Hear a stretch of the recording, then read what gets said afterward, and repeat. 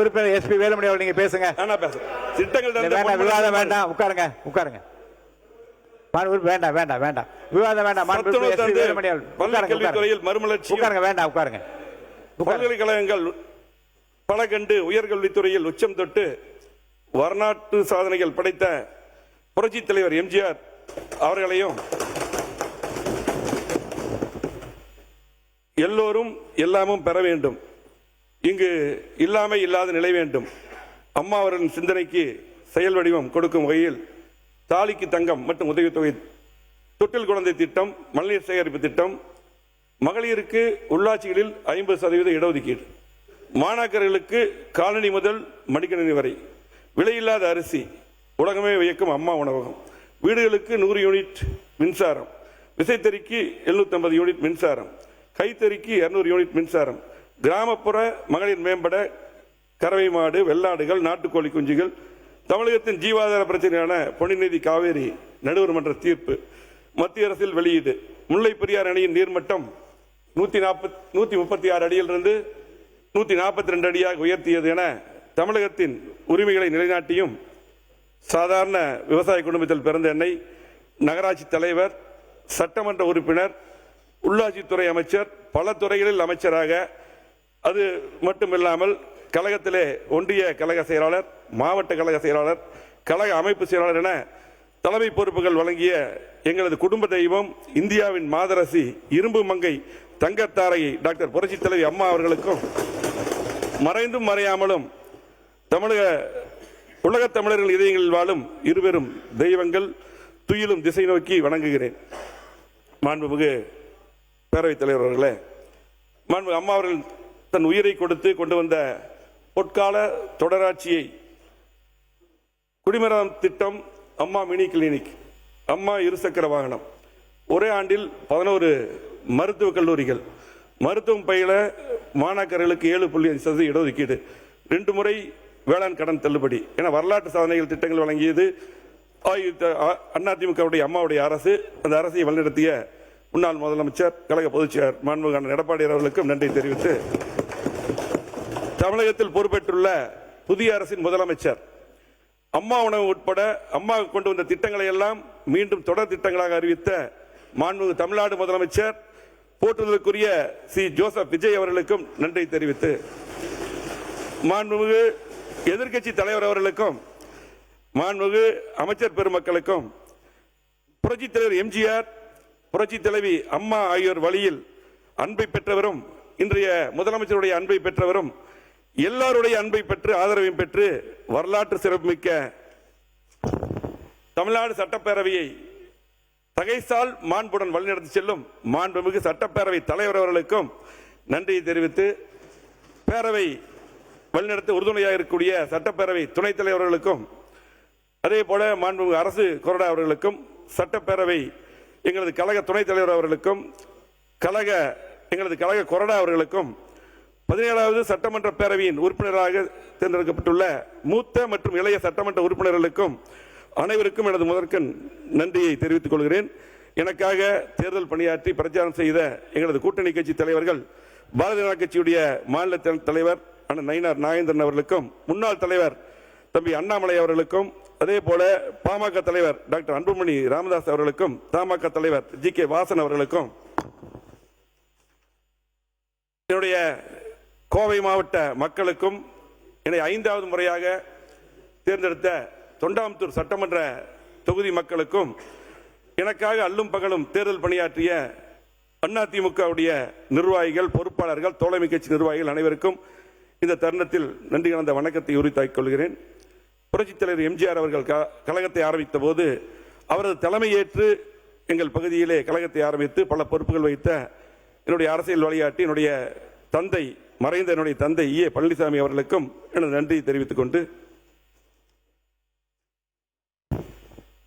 நகராட்சி நிர்வாகம் மற்றும் குடிநீர் வழங்கல் துறை மானிய கோரிக்கை பேசுவதற்கு முன்பாக, தெய்வத்தால் ஆகாது எனும் முயற்சிதன் மெய்வருத்த குளிதரும் என குரல் வரியில் கேட்பேன். உழைப்பால் உயர்ந்த கோவை மாவட்ட மக்களுக்கும், என்னுடைய தொண்டாமுத்தூர் தொகுதி மக்களுக்கும் சில முக்கியமான பிரச்சனையை மட்டும் கவனத்துக்கு கொண்டு வரும். ஏன்னா நாங்களும் கடந்த 5 ஆண்டுகளாக எதிர்க்கட்சியாக இருந்தோம்.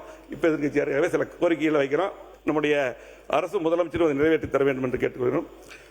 நம்முடைய கோவை மாவட்டத்தில் கழக ஆட்சி இருக்கும் பொழுது கிட்டத்தட்ட 2011 2021 வரை 50 ஆண்டுகளாக வளர்ச்சியை கொடுத்தோம். மிகப்பெரிய வளர்ச்சி கொடுத்த கோவை மாவட்டத்தை மாற்றி அமைச்சோம். கோவை மாவட்டத்தில் இருக்கக்கூடிய சாலைகள் பார்த்தீங்கன்னா இன்னைக்கு Trichy road, Avinashi road, Thondamuthur road, Palakkad main road, Pollachi road, Siruvani road, Sathy road, இதுதான் முக்கியமான சாலைகள். எல்லா சாலைகளும் அகலப்படுத்தப்பட்டு அதிகமான பாலங்கள், குறிப்பாக பார்த்தீங்கன்னா இன்றைக்கு 1621 கோடியில் அவினாசி ரோட்டில் 10 கிலோமீட்டருக்கு தமிழ்நாட்டிலே எங்கேயுமே அந்த பாலம் கிடையாது. நம்முடைய கழக ஆட்சியில் பார்த்தீங்கன்னா எடப்பாடி முதலமைச்சர் இருக்கும்போது அந்த திட்டம் முழுமையாக பார்த்தீங்கன்னா கழக அரசுடைய நிதியிலிருந்து, மத்திய அரசு நிதி கிடையாது, முழுமையாக அந்த பாலம் கட்டப்பட்டிருக்கிறது. அதே போல எல்லா சாலைகளும் பாலங்கள், அதே போல 6 புதிய கல்லூரி, அதே போல பார்த்தீங்கன்னா இன்றைக்கு கூட்டுக்குடிநீர் திட்டங்கள். எங்கள் தொண்டாமுத்தூர் தொகுதியில் 130 கோடி கூட்டுக்குடிநீர் திட்டம் அம்மா கொடுத்தாங்க. அம்மா இருக்கும்போது அதுக்கு போல 3ஆம் கூட்டுக்குடிநீர் திட்டம். அதே போல பார்த்தீங்கன்னா இன்றைக்கு நொய்யல் புனரமைப்பு 230 கோடி. ஸ்மார்ட் சிட்டியில் பார்த்தீங்கன்னா எல்லா குளங்கள் மேம்பாடு, இப்படி பல்வேறு திட்டங்கள். இன்னைக்கு பார்த்தீங்கன்னா கோவை மாவட்டத்தை மாற்றி அமைச்சோம். ஆனால் அதுக்கு பின்னால் வந்த திமுக ஆட்சியில் எந்த திட்டமே செய்யல. அது சொன்னா அவங்க சொல்லிடுவாங்க செய்யல. அது நான் சொல்ல பின்னாடி சொல்ல வரேன். அதே பார்த்தீங்கன்னா இந்த ஜிடி நாயுடு மேம்பாலம் பேரை மட்டும் அவங்க வச்சாங்க. நாங்கள் கொண்டு வந்து அந்த பாலத்தை நீட்டிப்பு செய்து அறிவிச்சாங்க. அதுக்கு எந்த நிதி ஒதுக்கல. அந்த திட்டம் கூட பார்த்தீங்கன்னா எல்என்டி பைபாஸ் வரையில் நம்முடைய மாண்பு முதலமைச்சர் அவர்கள் இந்த அரசு கண்டிப்பாக நிறைவேற்றி தர வேண்டும். அதே போல பார்த்தீங்கன்னா இன்னைக்கு எல்லா பில்டிங் நாங்கள் தான் கட்டணும். அரசு மருத்துவமனைக்கு 290 கோடி ஒதுக்கணும், கலெக்டர் பில்டிங் கட்டணும், எஸ்பிஎஸ் பில்டிங் கட்டணும், எல்லா திட்டமும் நாம தான் கொண்டு வந்தோம். எல்லா பாலங்களும் பாத்தீங்கன்னா பொள்ளாச்சி ரோட்ல எல்லாம் பாத்தீங்கன்னா 4 அற்புதமான பாலங்கள், மேட்டுப்பாளைய சாலை ஊட்டி போறதுக்கெல்லாம் பாத்தீங்கன்னா அற்புதமான, இன்றைக்கு அங்கேயும் 4 பாலங்கள் கட்டி அற்புதமான சாலை, இப்படி பாத்தீங்கன்னா நிறைய திட்டங்கள் செஞ்சோம். திமுக ஆட்சியில் செய்யல. அதை இந்த அரசு செய்து தர வேண்டும் என்று கேட்டு, அதே போல பாத்தீங்கன்னா இன்றைக்கு கோவை மாவட்டத்தில் முக்கியமான கோரிக்கைகள், சிங்கநல்லூர் முதல் ஒண்டிப்புதூர் வரை உயர்மட்ட மேம்பாலம், காமராஜர் சாலையில் சிங்கநல்லூர் முதல் அவனாசி சாலை சந்திப்பு வரை உயர்மட்ட மேம்பாலம், கோவை எல்என்டி பைபாஸ் 6 வழி சாலை விஸ்தரிப்பு, கிரிக்கெட் மைதானம், ஆனமலையார் நல்லார் திட்டம், பாண்டியார் பொன்னம்பலா திட்டம், அதே போல